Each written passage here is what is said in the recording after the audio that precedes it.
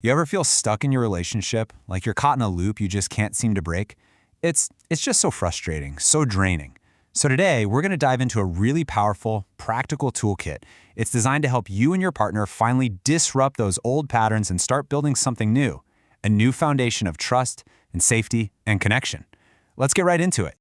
Now, you know the one I'm talking about. It can start with something so small, right? The dishes, a text message, what you're doing this weekend. But then, boom, it spirals into the same old thing. The same accusations, the same defenses, and that same awful feeling of being completely misunderstood. It's like you're both stuck reading from a script you never even wanted to learn, and it just leaves you both feeling totally exhausted. Okay, and this is probably the most important shift in thinking in this whole process. The problem isn't you. And you know what? It isn't your partner either. The real problem is this third thing in the room. Let's call it the pattern. Think of it like this invisible force, this cycle of reaction and response that's just taken on a life of its own. And the minute you can both name it, you can finally team up against it. Now, before we jump into the how-to, let's just get one thing straight.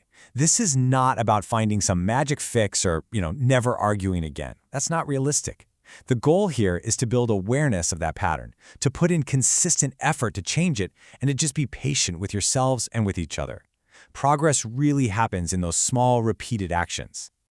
Now, this might sound a little backwards, but the very first step to fixing a dynamic between two people is for each person to do some work on their own. See, before you can really change how you interact with your partner, you first have to understand how you react on the inside. So here's the first exercise. It's just a 10-minute thing you do every day. First, what was the small thing that set you off today? Now, this next part, step 2, is where the magic is. What was the story you immediately told yourself about it? They don't care about me, or they're doing this on purpose to hurt me. And then finally, how did that story make you feel and act? Just becoming aware of that is the key that unlocks the whole pattern. And this is how you actually talk about it without, blowing everything up again. Instead of saying, "you made me feel," which is just an attack, you use this format. When the dishes were left out, I felt really unimportant, and I told myself a story that my needs just don't matter. See the difference? It's not an accusation. It's like opening a window into your internal world. Now, if you're the person listening to this, your job is incredibly simple, but it is not easy. You can't jump in, you can't correct their story or defend what you did. Your only job, your only task is to listen and acknowledge their experience. That's it. That's what creates the safety you need for someone to be truly vulnerable. Okay, so once you start to understand your individual reactions, we can move into the next phase, which is all about action. This is where you begin the active work of rebuilding trust, and it involves two very distinct but deeply connected daily practices for each partner. So check this out. One partner's job is to proactively, consistently offer these little gestures of reassurance. Not because they were asked to, but because they choose to. That builds a foundation of safety. At the same time, the other partner's job is, when they feel that old anxiety bubbling up, to pause, figure out the need underneath all that fear, and then just ask for it directly. So one gives freely, and the other learns to ask vulnerably. It's a beautiful balance. All right, so you've been doing the individual work. You're doing the paired practice. Now it's time to actually build something new, together. This is all about taking those unspoken rules and those hidden expectations that cause so much trouble and making them explicit, shared agreements that you both decide on. I mean, think about it. We throw around words like trust and transparency all the time. But do you and your partner actually have the same definition? Probably not.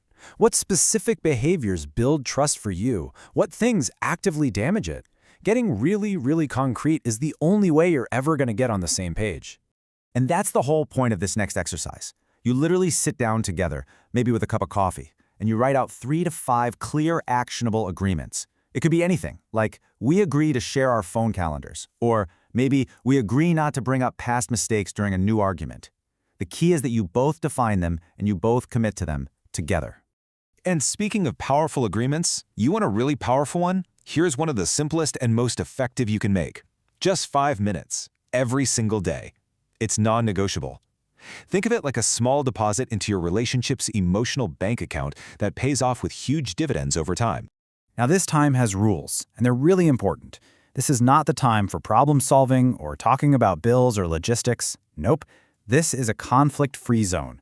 The only purpose is to reconnect through appreciation or physical affection or sharing good memories. It's all about remembering why you chose each other in the first place. And the last big piece of this puzzle, you got to create a united front. This means you agree as a team on how you're going to handle those external stressors, whether it's interference from family or friends or even things from the past. You become a team that protects this new space you're working so hard to build. So we're coming full circle here, right back to where we started. All of these tools, these exercises, these agreements, they're all part of an ongoing practice. Some days you're going to nail it, and other days you're going to fall right back into that old pattern. And that's okay. The goal isn't to be perfect. The goal is to just keep practicing. Look, if you remember nothing else from all of this, please remember this quote. Print it out, put it on your fridge. When you're in the heat of a moment, just try to remember. Your partner is not your enemy. The pattern is the enemy. And you are on the same team fighting to beat it. You see, real, lasting change in a relationship, it doesn't happen in one big, dramatic conversation. It comes from these three things, just applied over and over and over again. Patience for when you both mess up, consistency in showing up for those daily practices, and the mutual effort of two people who are both committed to creating something better. So, where do you go from here? Don't try to do all of this at once. That's just overwhelming. Just look at this toolkit and ask yourself, what is the one small thing I can commit to doing consistently starting today? Because that's where the change really begins.